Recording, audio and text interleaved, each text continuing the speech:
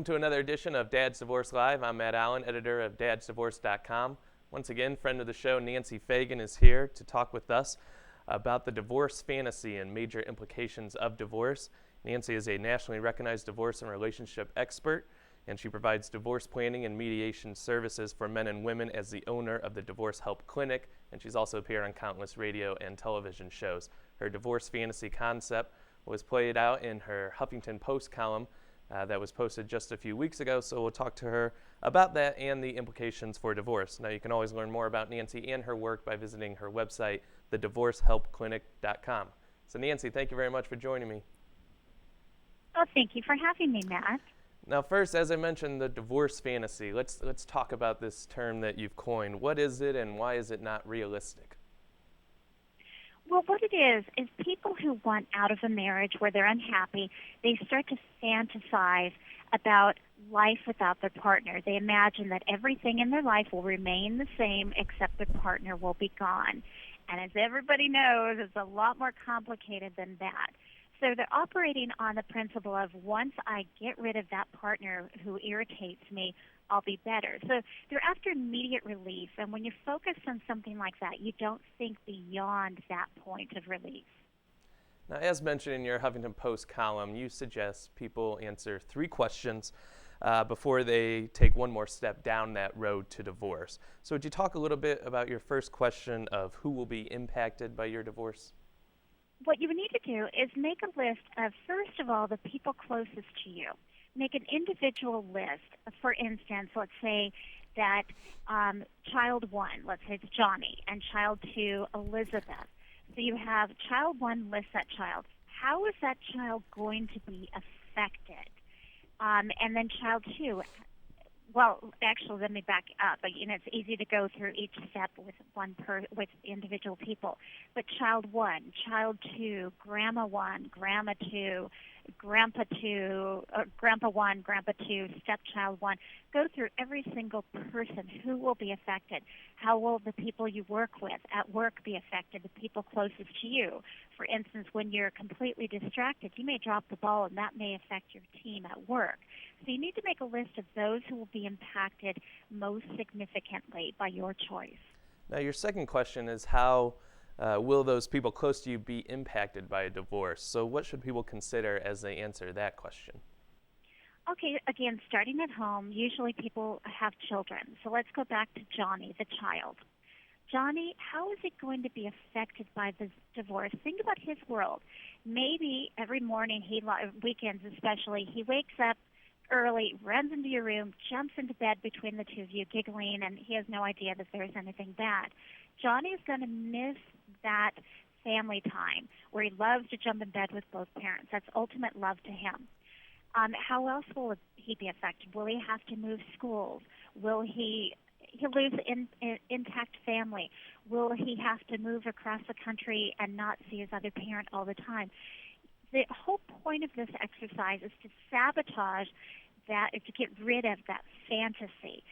Johnny is going to be significantly impacted, and you need to think out each little one. For instance, this little one is going to lose the intact family. So how are you going to tell little Johnny? Are you going to sit down, and you need to imagine it? See, I used to do this exercise many, many, many years ago. I worked with a group of people who were suicidal, and I found that the more detailed I got them to play out the scenario, the real scenario, the less likely they were to have a fantasy about it, and the more realistic they were to plan it. Right. So back to Johnny, how are you going to tell him? Go through the little details, and we'll get into that a little bit more later.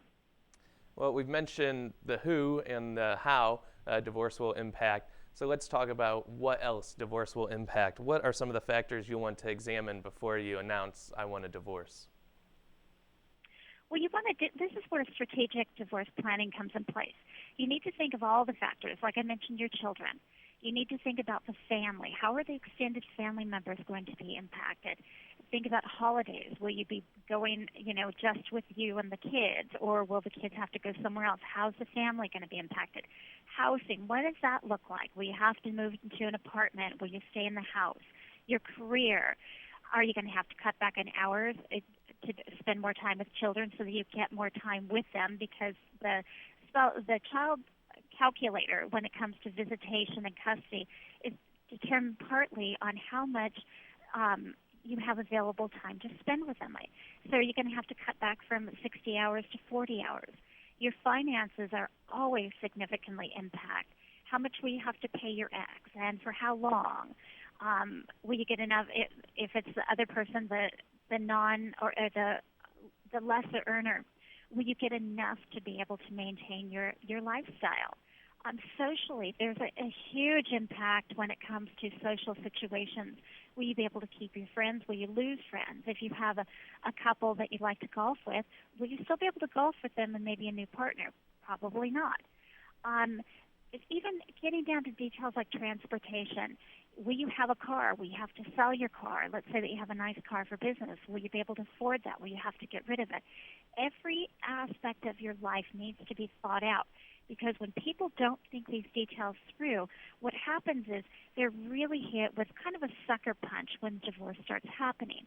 If they prepare and they're very realistic in advance, they're not going to be hit nearly as hard because they'll be prepared for it. Mm-hmm. I mean, obviously, weighing a divorce, whether or not to proceed with it, is an enormous decision. And as you mentioned, there are so many factors to consider, as so many aspects of your life will be influenced, really for the rest of your life. Do you offer anything on your website as maybe sort of a checklist that people can go through to help them reach this decision? Yeah, I absolutely do. I have a worksheet that I give to people, and they go through the details. And all they have to do is go to the website, thedivorcehelpclinic.com, and they'll be able to, it's a PDF file, Sabotaging the Divorce Fantasy Worksheet. And another thing that's great on the worksheet is a column about how to handle the consequences of each situation broken down. For instance, is it going to impact your extended family, and describe in full detail how it's going to play out and how you are going to handle it.